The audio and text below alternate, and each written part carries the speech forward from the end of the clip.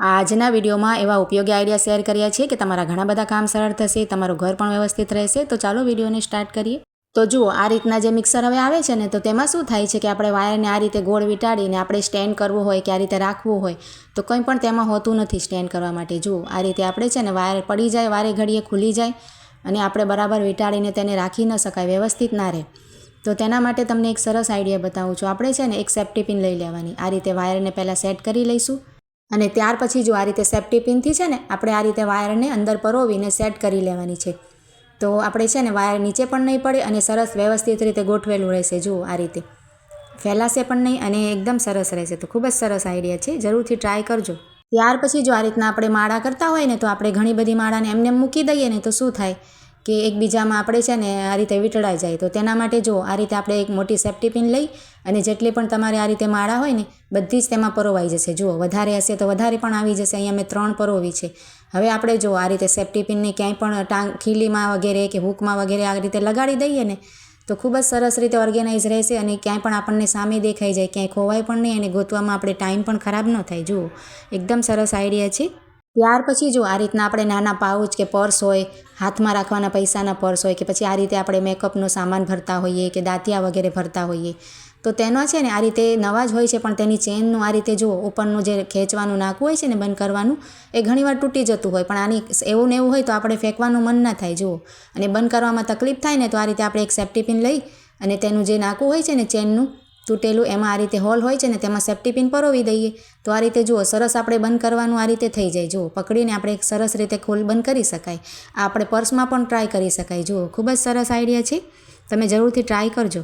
ત્યાર પછી જો આ રીતના કોઈ પણ જાતના પેકેટ હોય ને આપણે ખોલ્યા હોય રસોડામાં ને આપણે આ રીતે ભર્યા ના હોય ને તો એમને એમ ખુલ્લા રાખીએ તો તેમાં છે ને ખરાબ થાય, જીવાત વગેરે થાય કે કંઈ પણ, તો તેને પણ આ રીતે પેક કરી શકાય સેફ્ટી પિનથી. જુઓ, આ રીતે આપણે સરસ બંને બાજુથી વાળી અને જ્યાં સુધી વસ્તુ હોય ત્યાં સુધી આ રીતે ફોલ્ડ કરી અને આપણે આ રીતે એક મોટી સેફ્ટી પિન લઈ લઈએ તો આને પણ આપણે સરસ રીતે સાચવીને રાખી શકાય. જો આ રીતે ઉપર પટ્ટીમાં સેફ્ટી પિન સરસ આવી જાય છે. જો એક જ સેફ્ટી પિનથી આપણું પેકેટ એકદમ સરસ રીતે પેકિંગ થઈ ગયું છે, ખુલે પણ નહીં અને કંઈ વસ્તુ ઢોળાય પણ નહીં. આ રીતે આપણી પાસે બંધ કરવા માટે કંઈ ન હોય ને તો આનાથી પણ આપણે પેક કરી શકાય. એકદમ સરસ આઈડિયા છે, જરૂરથી ટ્રાય કરજો.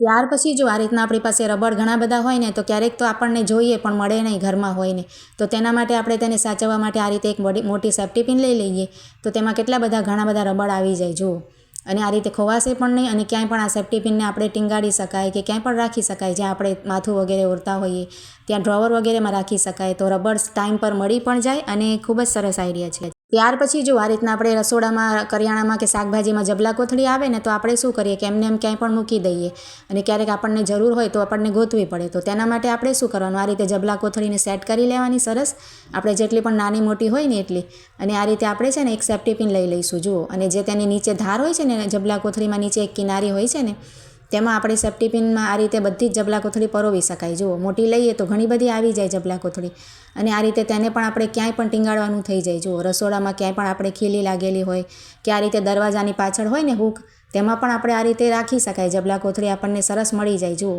ક્યાંય પણ આપણે લઈ જવી હોય ને જરૂર પડે કચરા માટે પણ તો આ રીતે એક ખેંચી લઈએ. જો ફાટશે પણ નીચે પટ્ટીમાં પરોવવાની એટલે આ રીતે કાઢી શકાય. જુઓ, અને ફાટે નહીં.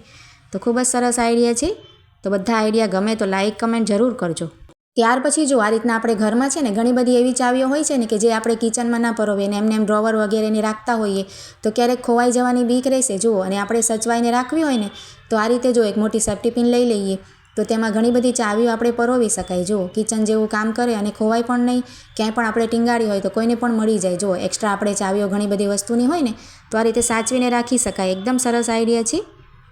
ત્યાર પછી જો આ રીતના આપણે ગળામાં જે પહેરવાના ચેન હોય છે ને આ રીતે, તો ક્યારેક શું થાય કે તેની જે બંધ કરવાની ક્લિપ હોય છે ને કડી કે તૂટી જાય છે અને તેને આપણે પહેરી ન શકાય, એમને એમ પડ્યું હોય. તો તેના માટે પણ જુઓ, તેમાં આ રીતના મારી કડી તૂટી ગઈ છે પણ તેમાં નાનકડા હોલ છે ને તો તેમાં આ રીતના એકદમ નાની સેફ્ટી પિન આવે છે ને તે આપણે લઈ લેવાય અને આ રીતે તેના હોલમાં બંને બાજુ નાખી દઈએ તો આ રીતના બંધ કરવાનું થઈ જાય. જુઓ, સરસ રીતે પેક થઈ જાય.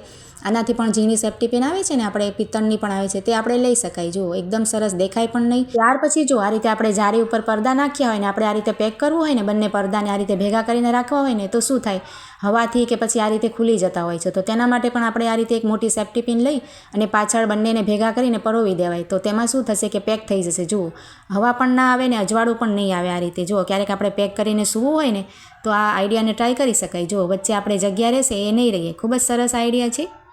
ત્યાર પછી જો આ રીતે આપણે બિલ હોય કે પછી બાળકોની જે ફી ભરી હોય સ્કૂલની એના કંઈ પેપર હોય, તો આ રીતે કોઈ પણ જાતના પેપર હોય ને આપણે છૂટા પડ્યા હોય તો તેને પણ આપણે પેક કરવા માટે શું કરી શકાય. આપણી પાસે સ્ટેપલર પિન ન હોય અને ખોવાઈ ગઈ હોય કે પછી ખલાસ થઈ ગઈ હોય તો તેના માટે પણ એક નાની સેફ્ટી પિન લઈ અને પાછળની ભાગે આ રીતે તમે નાખી દેશો ને, સરસ ફિટ કરી દઈએ ને, તો સ્ટેપલર જેવું કામ થઈ જશે. આપણે બધા બિલ હોય કે કોઈ દવાની કાગળ હોય કે કોઈ પણ ડોક્યુમેન્ટ હોય ને તો તેને આ રીતે સરસ પેક કરી શકાય. જો આજના આઈડિયા સારા લાગ્યા હોય તો લાઇક કમેન્ટ કરજો અને ચેનલને સબસ્ક્રાઈબ કરજો.